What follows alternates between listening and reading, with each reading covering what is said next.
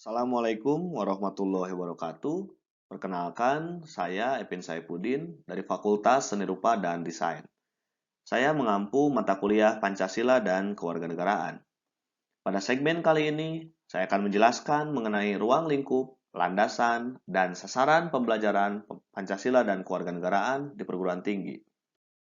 Saya akan mulai pembahasan dengan menanya apa dan mengapa kita harus belajar Pancasila dan Kewarganegaraan di perguruan tinggi. Padahal kita sudah mempelajarinya sejak di bangku sekolah dasar.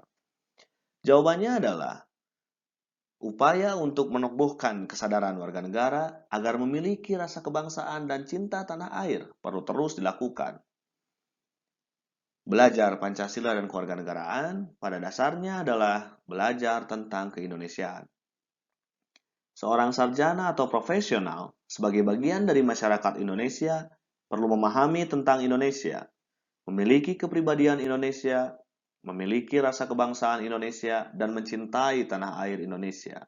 Dengan demikian, ia akan mampu mendayagunakan kompetensinya untuk mengangkat harkat dan martabat bangsa. Substansi mata kuliah mencakup Pancasila, Undang-Undang Dasar Negara Republik Indonesia tahun 1945, Negara Kesatuan Republik Indonesia, dan Bhinneka Tunggal Ika, serta implementasinya dalam kehidupan.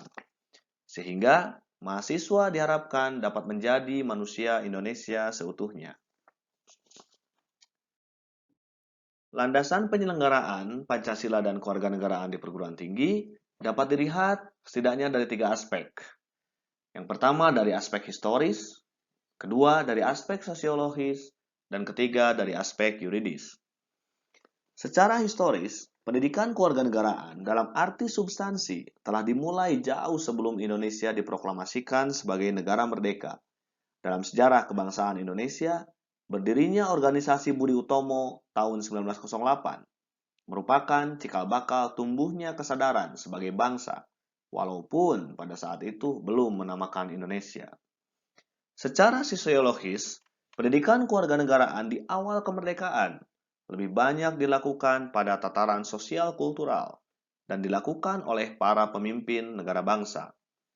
Seluruh pemimpin bangsa membakar semangat rakyat untuk mengusir penjajah yang hendak kembali menguasai dan menduduki Indonesia yang telah dinyatakan merdeka. Pendidikan kewarganegaraan dalam dimensi sosiologis sangat diperlukan oleh masyarakat untuk menjaga, memelihara, dan mempertahankan eksistensi negara bangsa. Secara yuridis, kita dapat mencermati Undang-Undang Republik Indonesia Nomor 20 Tahun 2003 tentang Sistem Pendidikan Nasional. Di pasal 37 ayat 2B dinyatakan bahwa kurikulum pendidikan tinggi wajib memuat pendidikan kewarganegaraan. Pada Undang-Undang Nomor 3 Tahun 2004 tentang Pertahanan Negara, di pasal 9 ayat 2 dijelaskan bahwa pendidikan kewarganegaraan dilaksanakan sebagai salah satu upaya bela negara. Bahkan dalam Undang-Undang Nomor 12 Tahun 2012 tentang pendidikan tinggi lebih eksplisit dan tegas dengan menyatakan nama mata kuliah Pancasila dan Kewarganegaraan sebagai mata kuliah wajib. Sasaran pembelajaran mata kuliah ini mencakup 3 aspek, yakni mulai dari pengembangan aspek kognitif, afektif, dan psikomotorik, meliputi pengembangan wawasan kewarganegaraan, pengembangan sikap dan tanggung jawab demokratis, serta pengembangan keterampilan kewarganegaraan. Adanya wawasan kewarganegaraan dan sikap serta tanggung jawab demokratis akan melahirkan kepercayaan diri sebagai sebuah bangsa. Wawasan kewarganegaraan dan keterampilan kewarganegaraan akan melahirkan partisipasi aktif warga negara di bidang sosial politik. Kemudian dengan adanya sikap dan tanggung jawab demokratis dan keterampilan kewarganegaraan akan melahirkan komitmen bela negara. Serangkaian sasaran pembentukan ini dibangun secara holistik sebagai satu kesatuan dalam proses belajar mengajar.